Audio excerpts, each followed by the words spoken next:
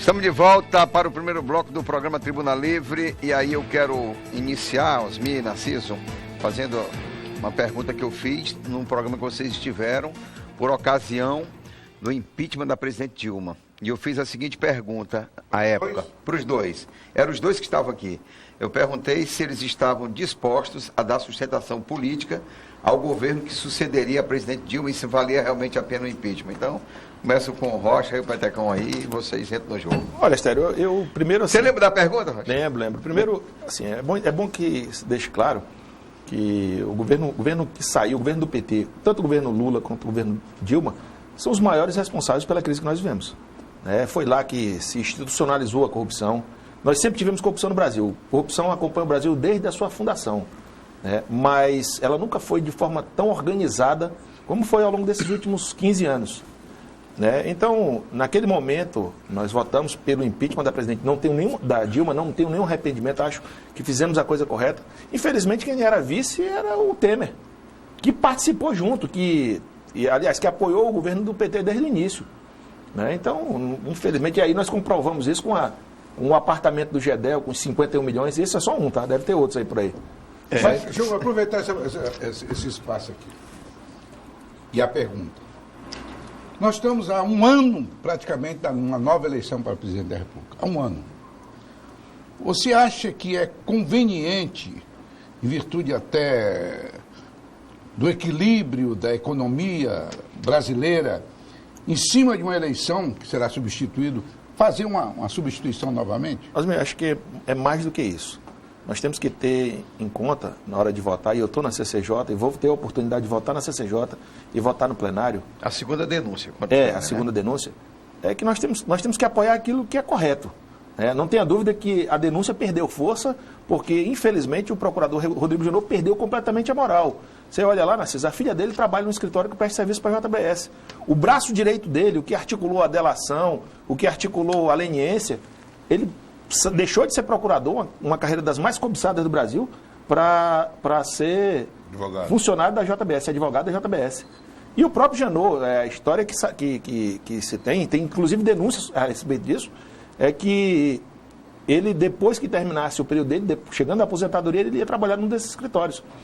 E para completar ainda essa desmoralização do procurador Janot, nós temos ainda aquele encontro dele, um dia antes de pedir a prisão do Joesley, do Wesley e do Marcelo Miller, um encontro com um advogado escondido dentro do bar, com um boné na cabeça, óculos escuros, num ambiente fechado. Então, mas vou levar em consideração o inquérito da Polícia Federal. E aí, para finalizar, acho que o que nós temos que levar em conta é que nós temos que buscar fazer a coisa correta.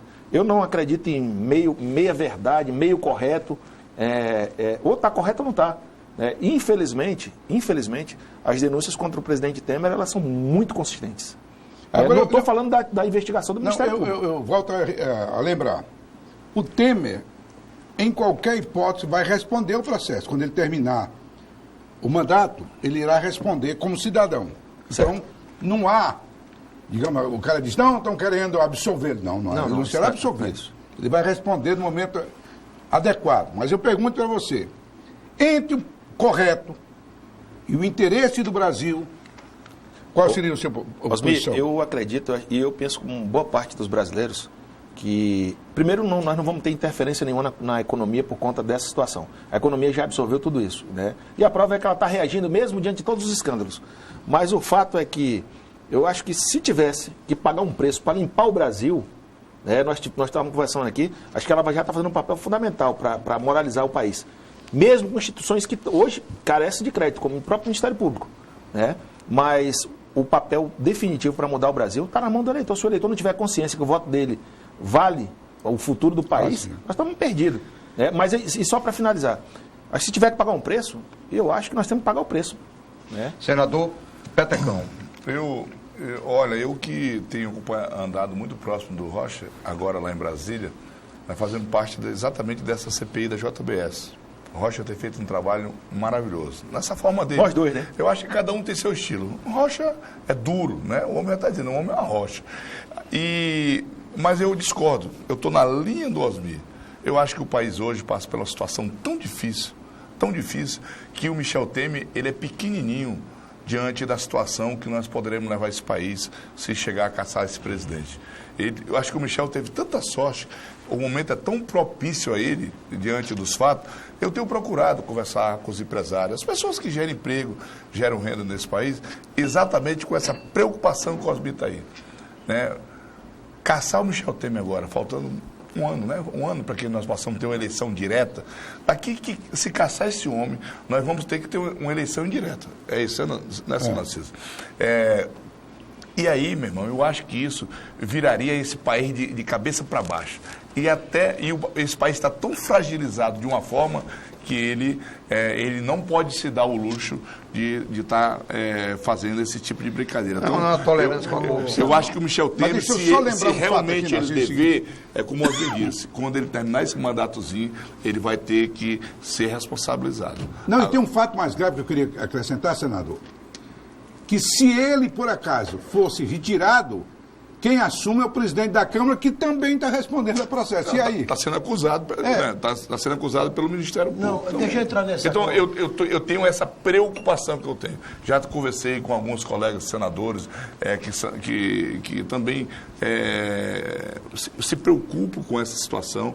Lógico, nós temos outros, e eu respeito a posição do Rocha. Se você for falar com o Randolfo, ou se você for falar com a Gleice, você vê a senadora Gleice falando do PT, tu jura que... Parece que nunca tiveram no governo. É um poço de honestidade. Não, senador... Desculpa, Narciso. Narciso, entra no jogo. Quero ver. O senador e o meu deputado aí, eles estão contando a história do meio para o fim. Né? Não, porque o programa é curto. Não, tem tempo aqui. Nós estamos resumindo. Vai lá. Vai deixar eu falar ou não? Claro que vou. Até porque a televisão é sua. Não é por isso, não. Não seria por isso. Deputado. Não deixar, ele não te convida mais, né? Eu... Sou besta não. No governo Collor, eu estava no mandato. Na época do impeachment do Collor, estava no mandato a minha mulher. E ela foi a única das 30 parlamentares da época que votou contra o impeachment do Collor. Eu fui contra o impeachment da Dilma e muito mais serei contra qualquer ameaça de impeachment do presidente Temer. Contra? Sou contra o impeachment. Mas E por que sou contra o impeachment? Da Dilma tu também era, não? Sou contra também. Qualquer impeachment ele é contra. Por quê?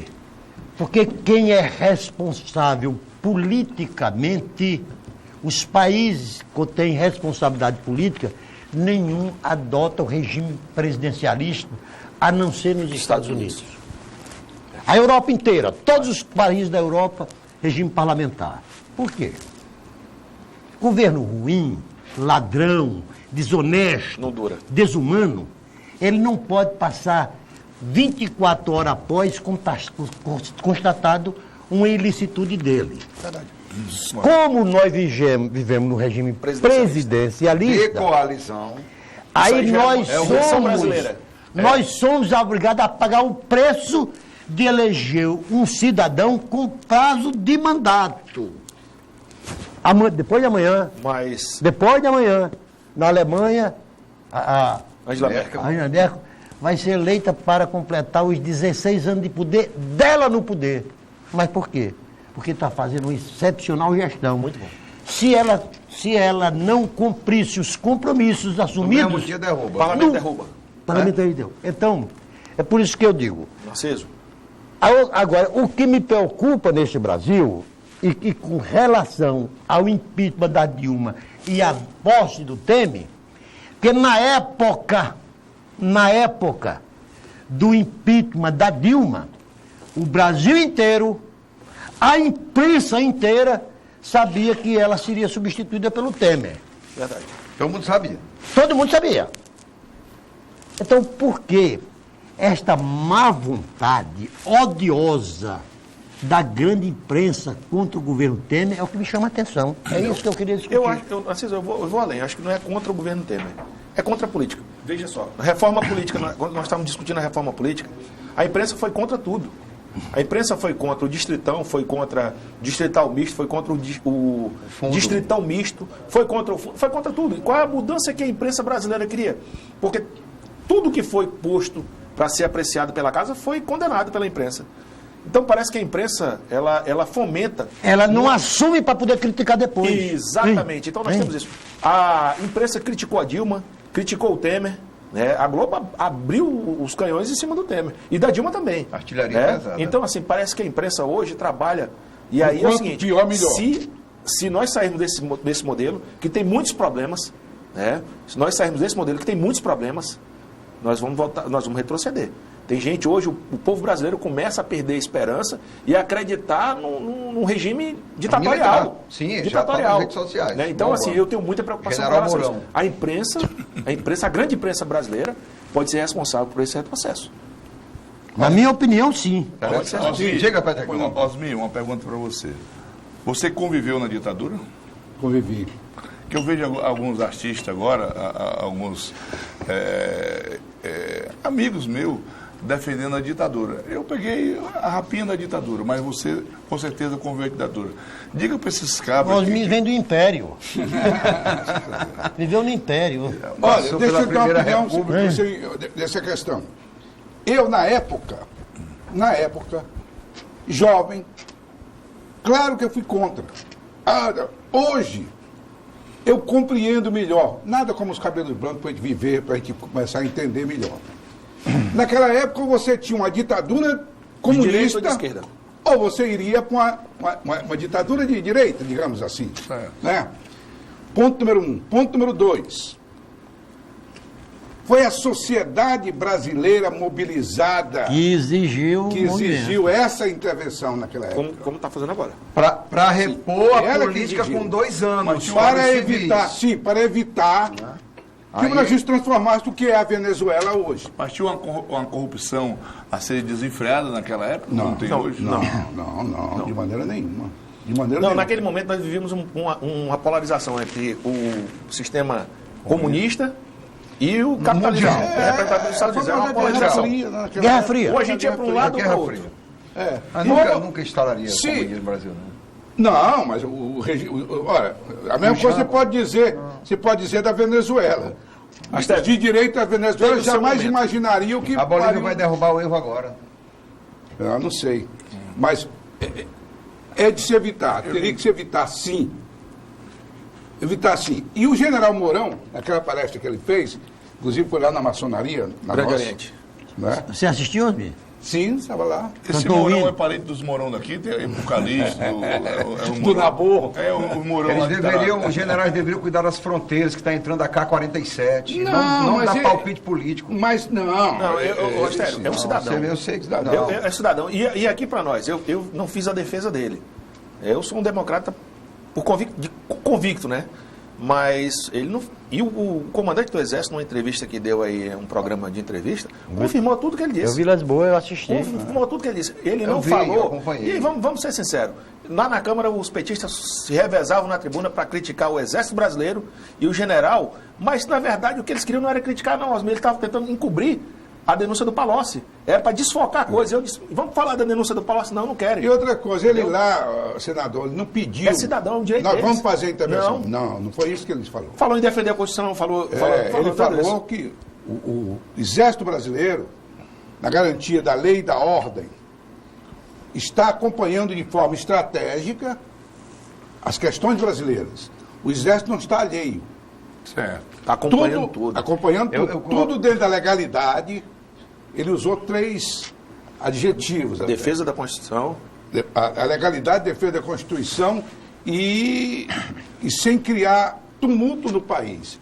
Claro que se houver necessidade, ele acrescentou, se houver necessidade, se os órgãos não arrumarem, o Poder Judiciário, o Poder Legislativo, é possível sim se impor isso. Não, mas eu penso o seguinte, Osmir, hoje por mais que nós estejamos passando essa situação muito difícil, mas hoje eu vejo ali no Senado, e o Rocha tem participado lá das CPIs, o trabalho está tranquilo.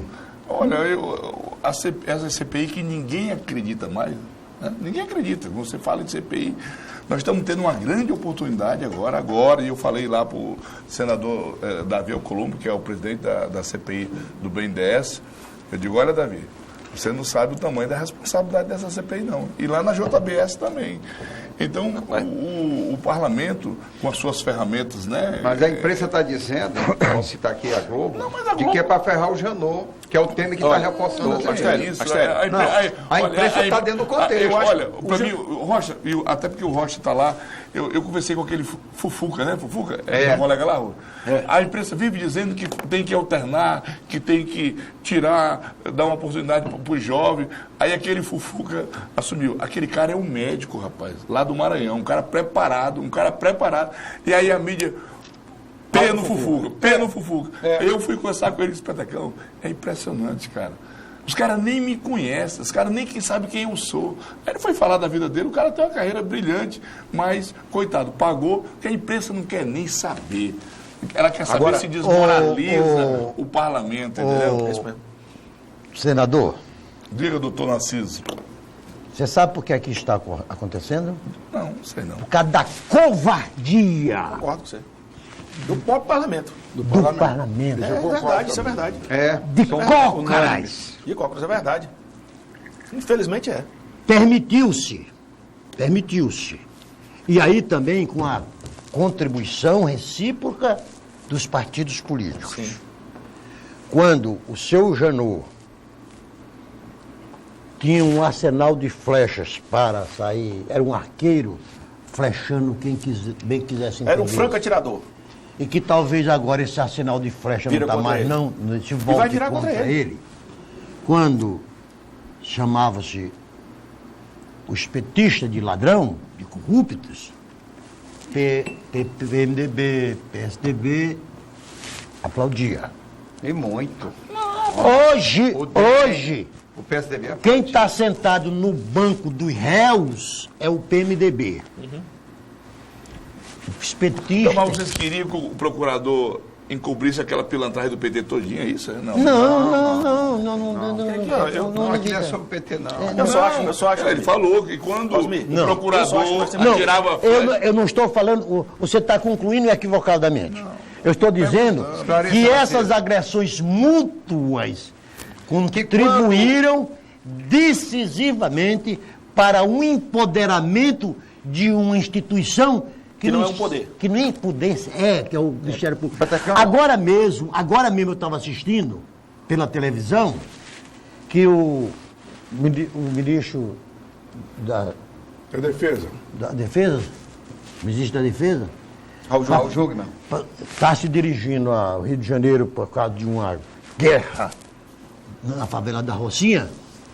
Ele, antes de se dirigir para lá, foi consultar com a procuradora o que devesse fazer. Ora, quer dizer, então o poder executivo neste país e o poder legislativo desse país, e aí eu incluo o teu Senado e a Câmara dos Deputados, realmente se acovardaram e está tendo dificuldade de recuperar o poder. Mas vai chamar? Intervalo. Vai chamar o intervalo, que eu quero fazer uma observação depois sobre essa questão de intervenção. Tá ok. Petecão, só corrigindo, o Narciso estava dizendo que quando o pau estava caindo no PT, os outros partidos estavam gostando e aplaudindo.